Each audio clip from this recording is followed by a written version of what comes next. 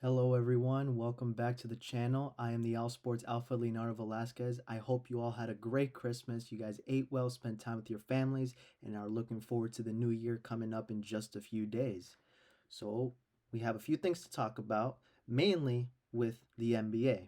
As you all may know, the NBA always has their special slate of NBA games on Christmas, and yesterday was pretty eventful. Some few takeaways that I wanted to talk about.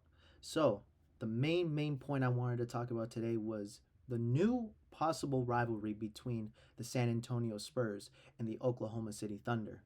So, as you guys may not know, for you guys who may not know, the Spurs are now 3-0 against the defending champions Oklahoma City Thunder, and their games have been thrilling, high energy, very competitive, but the Spurs have been able to take away the three times they have met. First meeting came in the semifinals of the NBA Cup, and the last two coming this week with the first match on Tuesday in San Antonio, and then the second match this week taking place in Oklahoma City. Now, in yesterday's game on Christmas, the Thunder went 11 for 44, which is a 25% from three, and overall 38% field goal percentage from the field. So those are problematic when you're going up against a team like the San Antonio Spurs. San Antonio, they've shown their consistency and resilience even without Wemby. The Spurs went 9-3 without Wembanyama, which is crazy to think about because if you take away your best player, you may not know what's going to happen. You don't know if the team's going to fall off, if the team will still perform well, if defense will take an impact. You may never know. But in this case, the Spurs have really rised up and shown that they are a versatile team with a deep bench as well. And overall, I think when it comes down to the regular season, of course, we can't say that the regular season defines a team's whole season. All that matters is what happens in the playoffs. So, but this is some alarming things. I think, in my opinion, now it's safe to say that the Spurs are the best team in the league. But, time needs to go by. We're still, just a few months into the season. And but picking up wins against a dominant team like the Oklahoma City Thunder, who really only lost a few games, I'm pretty sure they only lost one game up until that loss with the Spurs. So, and now the Spurs have handed them three losses on the season. And it seems like, from my takeaway from watching these games between them, it seems like Oklahoma City struggles with San Antonio's high percentage, not high percentage, but high pace offense. What I mean by that is San Antonio likes to play physical. They like to drive to the paint. They also have elite shooting. They can light it up from three whenever they want. As that one performance from that game against the Lakers, they were shooting exceptionally well. But in terms with the Thunder, it just seems like they enjoy driving to the paint, getting physical. And the Thunder, they do rely on that. I would say that slow pace a little bit. They like to take their time trying to find that open man just because they have a lot of space to cover the floor. They're really elite with shooting, but in these games with the Spurs, it just seems like they've been shut down. They don't know how to get going, especially, 11 for 44 from 3 is problematic. You're not There was a moment in the game when I was watching it yesterday that we saw how they were just shooting threes, nothing was going, and just buying time for the Spurs to just stack up more points. And overall, when I look at those types of playing styles, they need to find a way to get more physical. Even though they play at a slower pace and they like to take their time, trying to, find those easy open baskets or even just driving in and trying to find those easy and ones, like Shea Gilgis Alexander. He's a specialty in that. He's exceptionally, talented at trying to draw those fouls and getting those extra points at the free throw line. But in this case, it just seems like the presence of Wembenyama also is a big reason why they struggle. It's a reason why they're able to out physical them, and also with young electric players like Castle, Harper, who's really been living up to his rookie expectation of bringing in some good depth into an offense. Even De'Aaron Fox, he's been extremely versatile. He's got good defensive ability. He can shoot the ball extremely well. Harrison Barnes, he's a good offensive presence. He can shoot the ball as well. And they're just, they got a good offense, very deep, just like how we've been saying about the Thunder for the last year. Last year's team was incredible. Any team that would have that elite bench that, you can tell anyone, hey, I need you to come off the bench. And, they, you know, they're just very good. But now the Spurs, it seems like they are now the ones who are taking you know, that ideology of just trying to build up a good young team, good bench. Luke Cornett is when you put Wembenyama and Luke Cornett on the floor at the same time, not only can it pose a risk with offensive ability, but they make it work. They have three players on the other side, that can turn up the tempo, turn up the pace, and can shoot the ball well. But also Wembenyama, he's a very mobile, you know, guy for who's 7'5", a 7'5" player who can move well, who can shoot the ball well, and then can rely on Cornette to get those rebounds. Luke Cornette is a great center. They can it's almost like they have two centers on the floor, but one of them is so mobile. So the league is gonna definitely, have some tricky situations, when it comes down to facing the Spurs in the future. But as we know, the season is still, there's still a lot left to watch. But my main takeaway so far is that the Spurs are definitely the best team now. With if they're young, if they're healthy as they are, then the sky's the limit for them. I would love to see how they can perform in the playoffs. If I look at the West, it really comes down to teams like, obviously you have the Spurs, you have the Thunder. I don't know if the Lakers can compete with them. The Lakers just have a struggling defense. It seems like they play individual ball, and Luca is a great player. Don't get me wrong, but it seems like when if he's trying to perform well for himself, and the lack of ball movement can sometimes affect the team. LeBron is getting old now.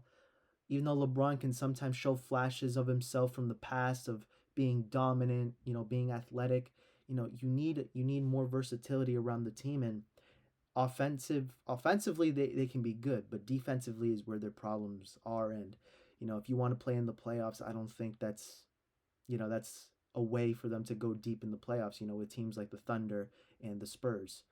um, the Nuggets, very impressive win last night too against the Minnesota Timberwolves. A little bit of a slow finish to them. They scored 0 points in about the last like 3-4 minutes. So I think that's something they need to work on a little bit. But to maintain their composure, Nikola Jokic putting on another masterful performance with 56 points. You can't count out Jokic when it's crunch time. With that supporting cast that he has. But really, if he chooses to take over the game and get those crucial points when the team needs it, you can count on him to get the job done. And Jamal Murray hitting some very impressive 3 pointers just to widen the gap of the lead. When the game was, I would say, within 4 points, 6 points, Jamal Murray would be able to hit that clutch three that would just widen the gap.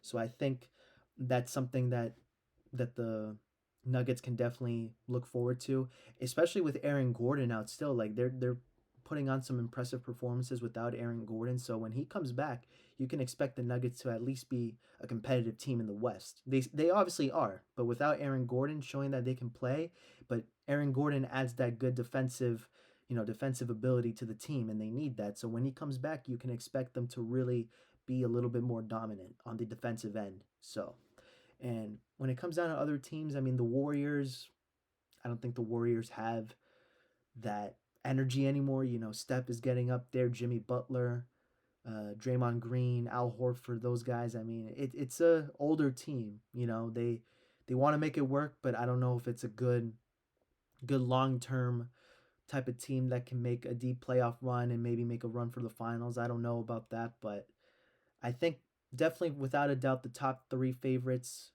are, in my opinion, right now are the Spurs, the Thunder, and the Nuggets. I like the Timberwolves. I think they're a very good competitive team, but it seems like they just struggle defensively too. Defensively, I think that's the issue with them. They have a lot of good offensive power, but it just seems like sometimes, you know, they like to go toe to toe with teams, and I don't see them having that strong defensive presence that they would need in the playoffs, because in the playoffs, that's what it's all about. You need to buy your team time to stack up points on the board and to do more. But I would say, in my opinion, right now, I would have the Spurs, the Thunder, and the Nuggets as the top three teams in the West. So we'll see as the season progresses. Right now, I would say that I won't count out the Thunder just yet, just because they've lost 3 games to the Spurs, but it's something to keep an eye on. The Thunder, they now have that championship experience under their belt. It doesn't matter what happens in the regular season at the end of the day. All that matters is when the postseason comes, if you can live up to those moments, you can stay composed and deliver those game winning moments when they need it the most. I think that's something that the Thunder still have that mentality, they have that capability.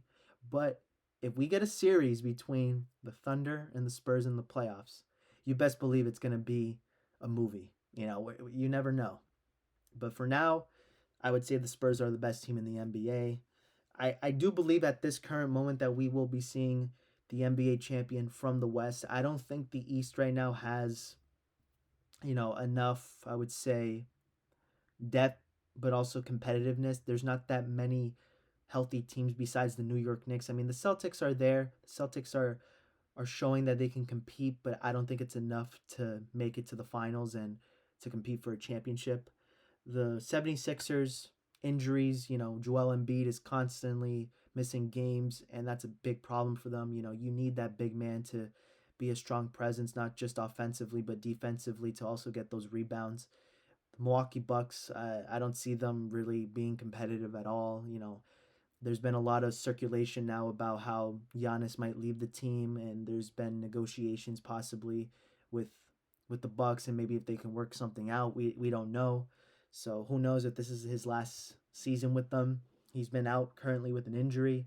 So I would say, the New York Knicks are without a doubt, I think, the best team in the East. But don't count out the Pistons. The Pistons are also one of those teams that can really make a strong presence. They've been winning a lot of good games, but I don't know if without that playoff experience, I mean, they had that good series with the Knicks this past season, but I think now when it comes down to the playoffs, if they face like a team, for example, let's say if the Celtics make the playoffs, I don't know if they can.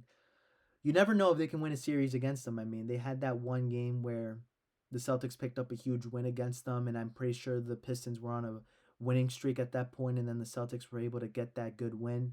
So I think it's all about, experience, staying composed, and having those big wins in the playoffs under your belt. I don't know if the Pistons have that. I like them. I think they're a great team. But for now, I would say the best team to come out of the East right now would be the Knicks. But things can change, Things can change. You never know. It's still, it's about to be January, so we still got a few months left to see anything that transpires in the season. But overall, that's my take on the NBA right now. I think in this specific order with the West, like I said, the Spurs, Thunder, and Nuggets are the top 3 teams in the West, and in the East you have the Knicks, the Pistons, and I'll just put the Celtics there. I think the Celtics are developing good chemistry. They've shown that they can compete, win some tough games. So we'll put them in the playoff race, but I don't think for a championship. They'll make the playoffs in my opinion, but I don't know if they'll, you know, be a championship contending team. So that is it for today's NBA analysis, and I hope you guys enjoyed it. I will see you guys on the next video. Take care, and Happy New Year.